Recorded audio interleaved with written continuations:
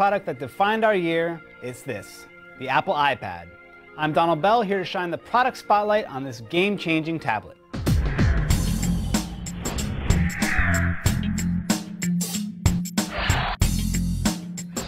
The iPad debuted in April of 2010 and immediately reset everyone's idea of what a tablet should be.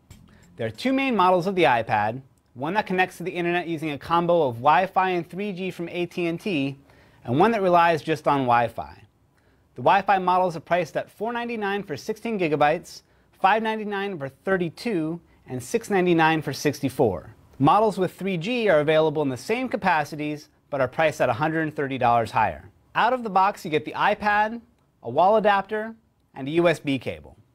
Headphones, cases, docks are all sold separately and are all worthwhile investments. Looking at the iPad itself, the design is constructed entirely of glass and aluminum, giving it a feel that's closer to a MacBook than to an iPhone.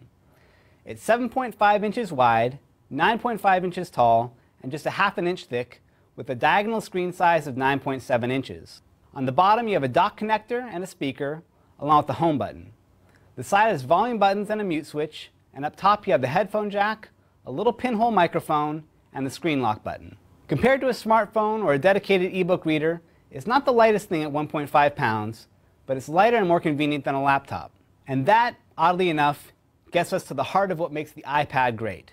It holds its own between the smartphone and a laptop without making you think, why am I bothering with this when I could just be using a smartphone or a laptop? It sounds obvious, but it's something that the competition hasn't been able to reproduce. They go smaller or bigger, but we just keep coming back to the iPad. So getting past the design, what's the iPad actually good for? Starting with the stock apps, you get email, a web browser, YouTube, maps, videos, music, calendar, notes, contacts, and photos, all of which have been optimized for the iPad's large screen. You'll find similar apps on competing products, but you won't find these. Here you have links to the iTunes Store and the iOS App Store. In a way, you can boil down the success of the iPhone, the iPad, and the iPod Touch to these two killer apps. With iTunes, you get direct access to the world's largest and most popular digital music store, along with movies and TV shows that you can either buy or rent, and a great selection of podcasts, audiobooks, and free educational content. All of this content downloads directly to your device with no need to connect to a computer. More importantly, you have the App Store, which gives you access to hundreds of thousands of third-party applications and games that can mold the iPad into tons of different uses. If you want to use the iPad as an ebook reader, you can download Apple's own iBooks app, or the Amazon Kindle reader, the Barnes & Noble Nook reader, or even an app for comic books. And that's just one example, but Apple really does have an app for just about every interest, and that's a big part of the iPad's appeal. Now, there have been a few changes to the iPad since we first showed it off in April of 2010. After the update to iOS 4.2, the iPad now shares most of the features found on the iPhone 4, including folders, multitasking, TV show rentals, printer support, and a new wireless streaming feature called AirPlay.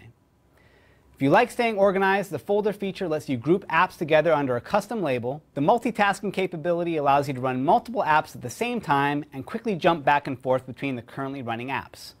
It's great for productivity, but it's also fun just to listen to Pandora radio while reading an ebook. TV show rentals, which came to the iPhone and the iPod Touch in September, are now finally on the iPad, offering tons of popular shows for as little as 99 cents per episode. If you have an AirPrint compatible printer, you can now print email, photos, web pages, and iWorks documents wirelessly from your iPad. And if you own one of Apple's $99 Apple TVs, or you're thinking about getting one, the iPad's new AirPlay feature lets you send your videos, photos, and music straight to your TV over your home network. Add it all up, and you have an awesome product that just keeps getting better. It's also one of those few tech products that we feel good about recommending across the board, whether you're a gadget fanatic or someone who typically shies away from computers. It's worth giving the iPad a try.